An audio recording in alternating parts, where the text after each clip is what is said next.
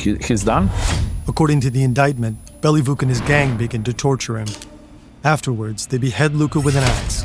I cannot even count it anymore, but it was definitely more than 100 murders were connected in this war of these two gangs. Hey, bro, you get down like that, bro. I ain't know you're spanking stuff like that. More than bro. 100, definitely. What's up, DNG? It's your buddy DmantraTv, and you know what I'm saying, your boy. And today we're gonna be reacting to the insane story of Siberia's human slaughterhouse. No, I'm not. I didn't mean to say that excitingly. I meant to say like, put something. I didn't mean to say it like that. My bad, y'all. But anyway, before we get into the video, man, make sure you go ahead and like the video, man. I'll wait.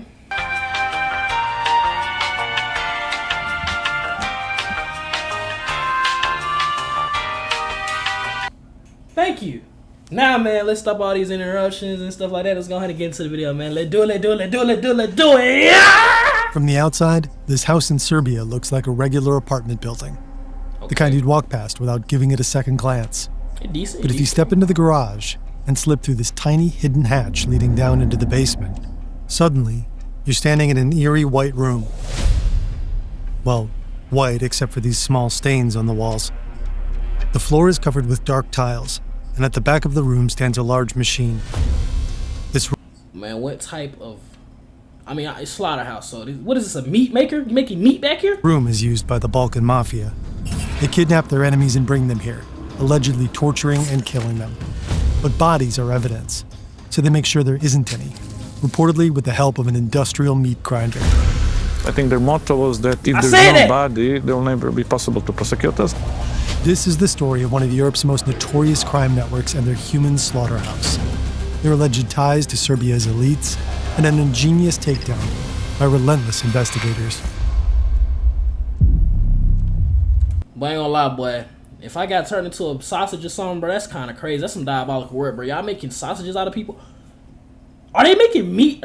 Are they turning people into meat and selling it? Are they eating it? Are they eating it? They eat human meat. They making meat sausages. Human.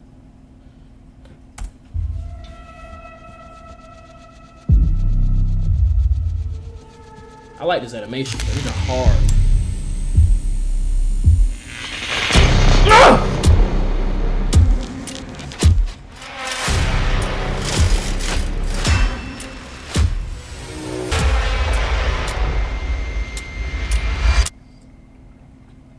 Trigger warning. This video contains graphic descriptions of violence as well as references to disturbing material. Viewer discretion is advised. Much of what we know about this case stems from an indictment by the Prosecutor's Office for Organized Crime in Serbia, as well as reporting by the Organized Crime and Corruption Reporting Project and the Serbian investigation portal Creek. Their work has been crucial in uncovering this story. You can find links in the description. DMG, make sure you're subscribed, and if you really want to support me more, make sure you join up for a membership. You get more access, more exclusive content. Also, make sure all those notifications are turned on, and I believe this is the cost of the lowest membership. So if you really want to support me more, then click back to the show. Chances are you'd struggle to find Serbia on a map. It's a landlocked country, south of Hungary, next to Romania. Roughly 6.5 million people live here. Politically, it's run by the right-wing SNS party. Aleksandar Vučić has been president since 2017. On the streets of Serbia, the Balkan Mafia has a strong presence. Two clans play a major role, the Kavač and the Škaljari. Their story begins in a neighboring country. Kotor is one of the most beautiful towns in Montenegro. This is Stevan Dojčinović. He's the editor-in-chief of the Serbian investigative portal Creek. They have really has a huge old town, which is really nice, and it's a popular tourist area. And there's a lot of basically sailors that actually coming from this town. I live out In the 2000s, a single criminal group called the Kotor clan operated here. It was under the rule of drug lord Darko Šarić.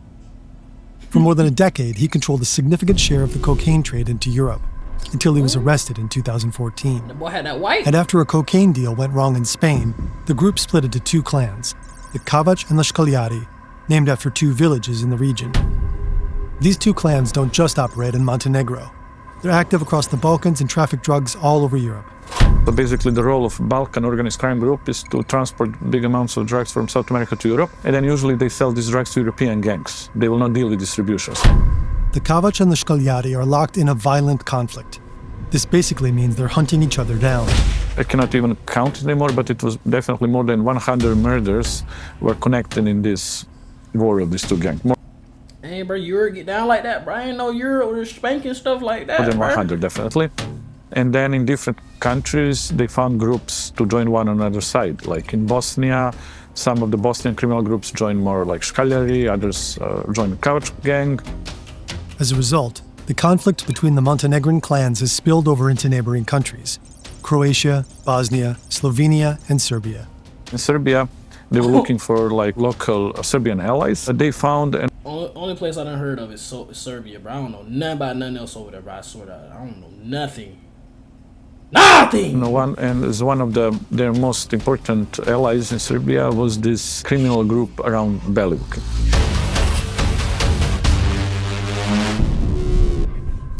As you may have noticed, we've added this disclaimer to our videos. With generative AI on the rise, we want you to know there's a real team building these animations and researching and writing these stories. We don't think AI should ever replace human creativity and effort. In our view, if used correctly and prudently, it can simply be a useful supportive tool. Merlin AI is an all-in-one AI platform. You finna get me. You finna get me. Is You finna get me. Veliko Belivuk. In Belgrade stadiums, hooligans set the tone. Loud, aggressive, and powerful. One of them is Veliko Belivuk. In 2016, he's a member of a hooligan group called Janičari. They were a football hooligan group who suddenly appear out of the blue and become very important on the stadium of football club Partizan.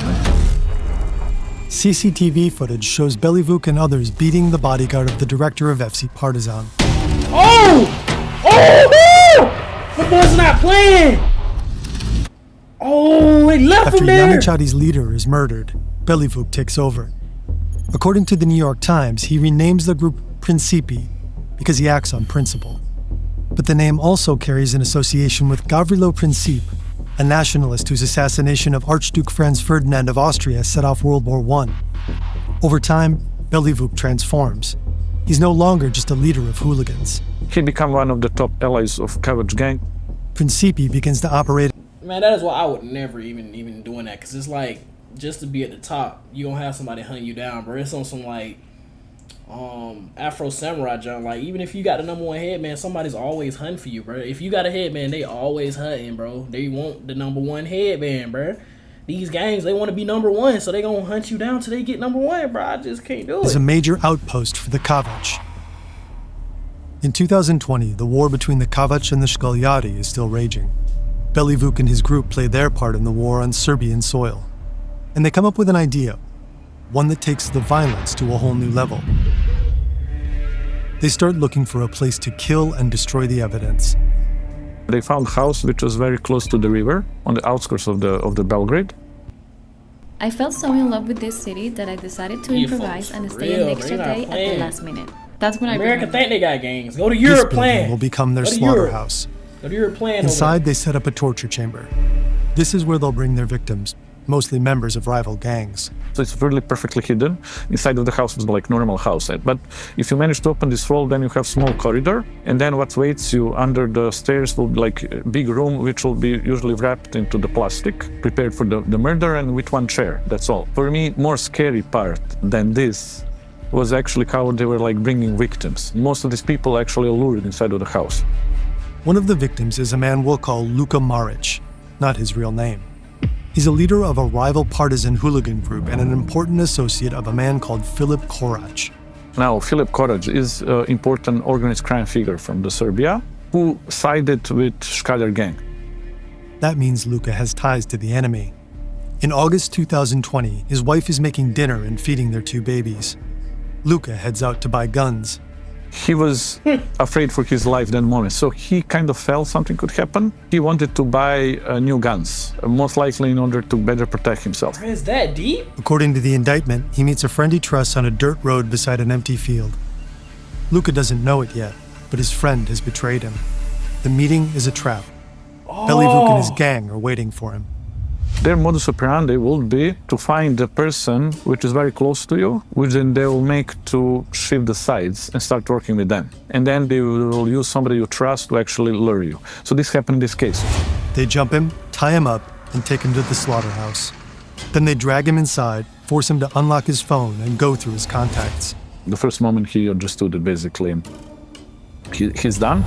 According to the indictment, Belyvuk and his gang begin to torture him. Afterwards, they behead Luka with an axe. They use his blood to write on his back, courage, which was kind of basically a message for his boss, Philip Courage. Then Belyvuk and his gang send a photo of the scene to Luka's boss. One of the messages reads, Bro, these people are unhinged, dog. Nah, they not playing, bro. They serious, bro. We think American gangs are talking about something. These people are kidnapping, torturing, beheading people. What? Oh, nah. They use the person closest to you, but I would trust nobody, bro. Nah, bro. Nah, bro. Nah, bro. Buddy would have been executed. I ain't mean you on no dirt road. All my friends are cut, bro. I ain't gonna lie. I would have lived in the bunker. You're not gonna catch me. Tick tock, tick tock. This is how you'll end up. We'll catch you. Ooh. According to prosecutors, after that, Luka's body is cut into pieces and put through the industrial meat grinder. The remains end up in bags and are dumped into the Danube. River was the kind of final stage of dismantling the body, which started inside of the house when they were basically chopped the bodies and grind them through this machine until they literally become, let's say, liquid in a way, because then this liquid basically throwing in the river, which fishes eat. So literally, there was not even like small bone, anything that could be found. Then the bags, along with the victims' clothes and belongings, are burned. They decide to run the slaughterhouse because they believe that's the most efficient way to kill people and not leave the traces. In the end, the whole thing was about efficiency and hiding any traces. And actually, it was efficient in a way that till today, no body was recovered. I think their motto was that if there's no body, there will never be possible to prosecute us. You thought. Luka is neither the only nor the last alleged victim of Belyvuk and his group. Zdravko Radojevic was lured in a similar way, with the promise of buying a gun. The prosecutor claims he also ended up in the meat grinder. And then there's Milan Lapoja. Milan Lapoja was the highest level criminal who was killed in the slaughterhouse. He was like some old school mafia guy. He first made headlines in 2007. Back then, he was part of a group of notorious jewel thieves known as the Pink Panthers. It's like the group that Hollywood movies were made about. Their Dubai job, the Wafi Mall heist, was legendary. In just 170 seconds, they stole millions in jewelry and sped off in their Audis. But Interpol eventually caught up with them. DNA evidence linked Lapoja to the heist. Boy, what type of GTA time are y'all on, bro? These folks is for real. He was ultimately arrested and sentenced to 9 years in prison. After that, he returned to his hometown in Serbia and got in bed with the Školjadi clan. By 2020, he had a new job. He took role in one attempt to murder the leader of Kavač gang, Radoje Zvicer, in Ukraine. He was shot a couple of times, but he managed to survive. Lapoja was allegedly involved in planning the attempted killing. Now the Kavač clan wants revenge. Like Luka, Lapoja feels threatened. He starts looking for extra protection and considers buying an armored car. Belyvuk and his gang hear about that and lure him into a trap. And they call him to come to this house in Ritopek. Instead of buying a car, he too ends up in their torture room. And it's interesting Oh how my! he So this man going out thinking he finna buy a car, but he ends up in a meat grinder, bro. Ain't no way, bro. These people are devious. These people are reacted. devious. So he was down in this chamber. He saw they came with the axe to chop him. He reacted in a way like, well, what do you do? He said, like, this is very bizarre.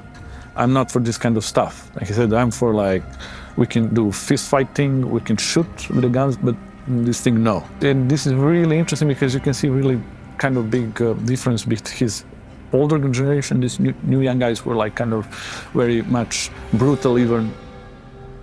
Stevan calls Belyvuk and his group a millennial mafia, a generation of criminals that doesn't just kill but turns violence into a spectacle. And though Lapoja fights for his life, there's no escape. But how do we know all of this? Time to talk about Time to get the me cap. again. So it was basic. Oh wait, Who's that? that's not an ad. The encrypted messenger Sky ECC is hidden inside the calculator app. Users access it by entering a specific code. And then you use your Oh my bad, y'all. I missed Taken that. over I'm sorry. and then shut down. The encrypted messenger The camera, microphone, and GPS are all disabled in Sky phones. The encrypted Messenger Sky ECC is hidden inside the calculator app. Users access it by entering a specific code. And then you use your nickname, which you create, to communicate with other nicknames through this Sky network. So it was basically a way how basically criminals can speak. You can choose for your messages to automatically delete.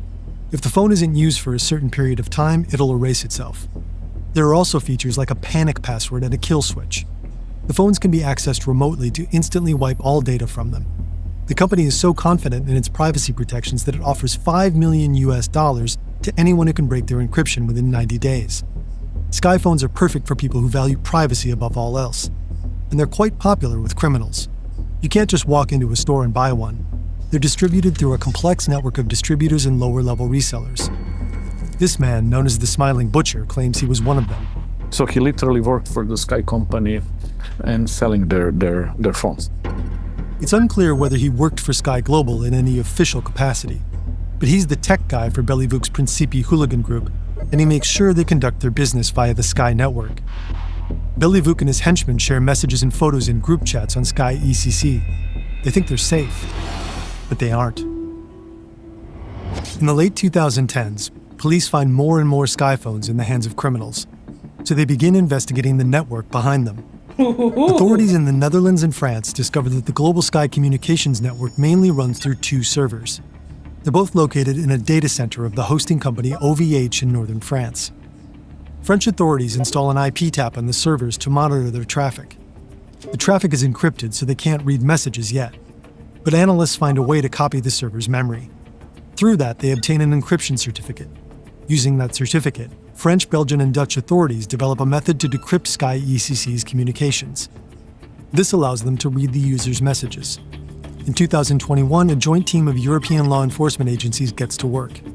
They spend several weeks reading Sky chats in real time. It's a rare moment. To them, it feels like standing outside in the dark, peeking inside a house, when suddenly, someone turns on the lights. More than that, it feels as if they're suddenly sitting at the dinner table with the criminals. The authorities intercept approximately 1 billion messages. According to They're cooked. They're done. It's over with for them. Sky, that $5 million that you was offering, you might as well go ahead and get it up. But y'all done got law enforcement, about 170,000 Sky phones are registered worldwide. Each month, roughly 70,000 users actively communicate on the platform. Some are located in the Americas, but most are in Europe. About a quarter of all active users are based in Belgium and the Netherlands. Many of their messages, police say, cluster around one specific place, the port of Antwerp. We've already made a video about how Antwerp's port has become Europe's main gateway for cocaine, and how cartels recruit miners to break into containers and retrieve drugs for them. But a lot of other messages the authorities read come from an entirely different region, the Balkans. They also stumble upon the communications of Bellyvuk and his gang, and what they uncover is horrifying. The prosecution has collected the nicknames that the criminals used in the app. In one of the chats, Bellyvuk, using his nickname Soprano, writes, I can't wait to strangle him. and See, honey? Mexico in the middle of Belgrade. even when he's not around, he seems to be asking his men to describe the torture at length. Don't skip those juicy details for me. Huh? In the chats, Soprano approves kidnappings and killings with short messages. We're for it. The Smiling Butcher writes, He has already lost a finger and is badly ruined.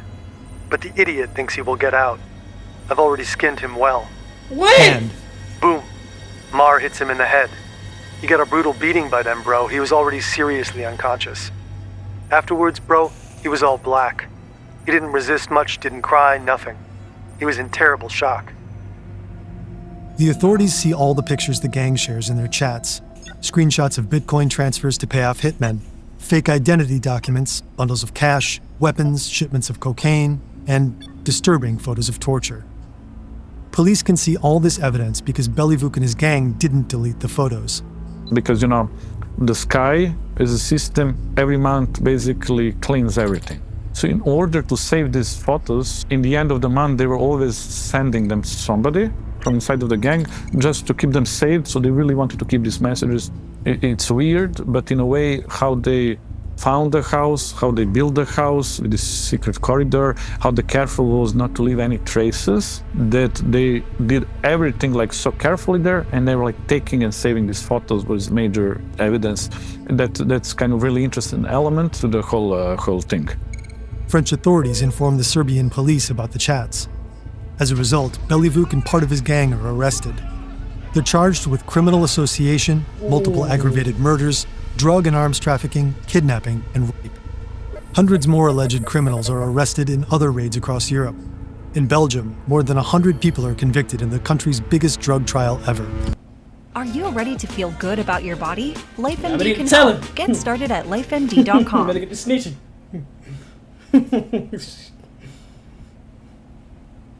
Better get A. What? They're not. That's life. That's life. You're not getting out, but that's life. You're not getting out. Sorry to tell you. What's going on? What you doing? Why is it doing that? Why are you doing that?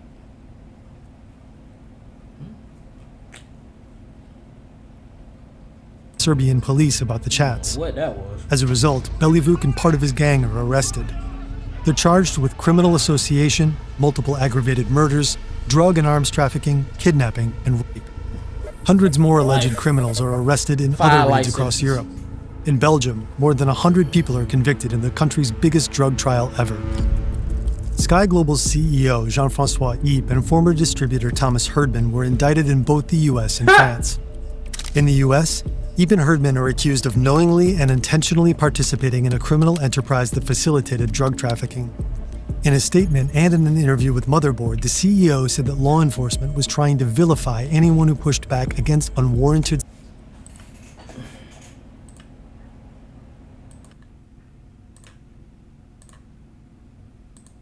surveillance. According to him, the encrypted chat platform existed for one reason: to protect the fundamental right to privacy. After the arrests, the police searched the house in Riedepek. They entered the garage, climbed through the hidden hatch, opened the door, and found evidence of the bloodbath that took place there. The industrial meat grinder, a groove cut into the tiled floor running from one side to the other, several stains on the walls, on the door, next to a radiator, on the tap, and on the light switches. The smiling butcher cut a deal with the authorities. Based on his testimony and the DNA found in the room, authorities believe that at least 7 people were killed in the slaughterhouse.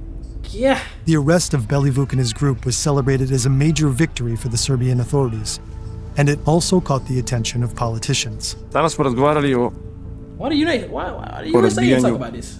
kriminalne bande Belivuk Miljković i sa velikim ponosom mogu da kažem da je ova banda razbijena. Dakle, ono što je naša poruka. S ovom bandom smo završili. The Serbian president seemed very pleased that Belivuk and his gang had been arrested. Yet he himself is accused of having enabled figures like Belivuk to operate under quiet protection for years. In 2006, Montenegro broke away from Serbia after a popular vote. The Serbian government under President Tadic followed reformist center-left policies. But ever since Aleksandar Vučić became president in 2017, he's been running the country more like an autocracy. Freedom of expression is limited. Corruption is rampant. The growing frustration with the government has fueled repeated protests over the years. At the beginning of Vučić's first presidency, demonstrations against dictatorship erupted. A year later, another wave of protests followed after an opposition But they don't like that jump, bro. Trying to be a dictator, bro. Nah, we're going on with that, my boy. politician was brutally attacked by a group of hooded men. In 2023, a school shooting sparked the Serbia Against Violence protests. And in 2024, the canopy at a freshly renovated train station in Novi Sad collapsed, killing 16 people. And the reason for this is corruption, because of the corruption, everything was badly done. The train station was meant to showcase Serbia's progress, but instead became a symbol of everything going wrong in the country.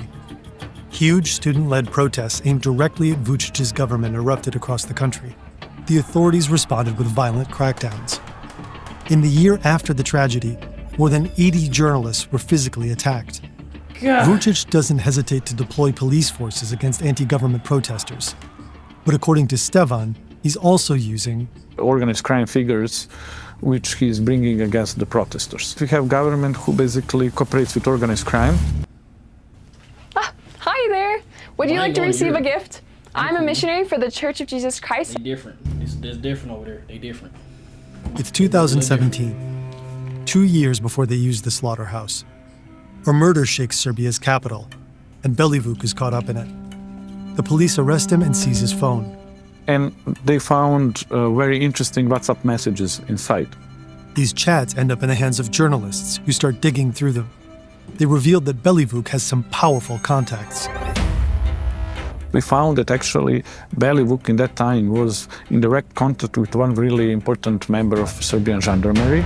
That's a specially trained paramilitary unit within the Serbian police. This is his photo from army, but from army he moved to the police and he became one of the top persons in Serbian gendarmerie. And they were like daily, every day communicating, and we see from the messages basically he was approving and advising Belivuk what to do. Belivuk will say, I need to go after these guys. He say like, no, keep quiet, or do this, do this. This member of the Serbian gendarmerie, according to the messages Creek has seen, effectively acted as Belivuk's superior. And from him, the trail led further up the chain. This gendarme guy, this police guy was informing about everything a person he calls Diana. Diana Krkalovic was general secretary of Serbian police, which means after the minister, she was number 2 in the police. And according to Stevan, this top secretary of the police was informed about everything the police officer and Belivuk discussed. But it doesn't end there. When something really important is to decide, a police officer will say that besides Diana, also the boss and big boss are informed. They never mention who boss and big boss are, but following the logic of hierarchy, boss can only be like Minister of Police, which was Nebojša Stefanovic, and big boss could be just President Vučić, who was top of everything. Belivuk himself later testified that his gang was organized for the needs and by the order of Aleksandar Vučić. Through his testimony, Belivuk explained all the favors that he was doing to the government and actually telling why it's important for the Serbian government always to have control over these football hooligan groups. According to Belivuk, his gang would intimidate anti-government protesters. During football games, they would stop fans from chanting against the president. Also, when Vučić making his own protests, he will bring hooligans to have bigger number in there. So literally government was using them some sort of like street force. The president denies all the allegations and says he never met Belivuk. What we believe that happened is that when the French police entered the Skyphones and when they found all these pictures and videos of the violence, torturing, dismantling bodies, and when the Serbia was informed, we believe that President Vučić understood that he cannot any longer work with the Belivuk group because he understood this is like become international issue, is big. So for this reason, we believe that eventually he basically arrested Belivuk gang. Belivuk and parts of his gang are off the streets, at least for now. But the system that backed them is still in place. Police officials that instruct thugs and work closely together with them, and a president who's accused of using hooligans to silence his people. So far, almost no politicians or police officers have been brought to court in connection with this case. President in control of the whole police, prosecution, everything, and in these terms, it's not possible that you have top officials to be prosecuted. Here in the center of Belgrade is the Serbian president's office. And in front of his office is one big park.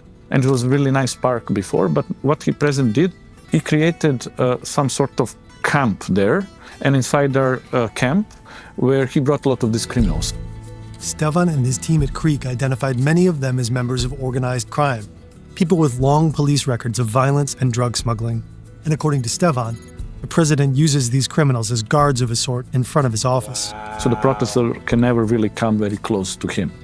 We asked the Serbian president for a statement, but didn't receive a response. So the whole point is the Belivuk group is out, but I mean the modus is still there, and until we have this sort of government now and our president on power, nothing will change. He will always bring in these guys.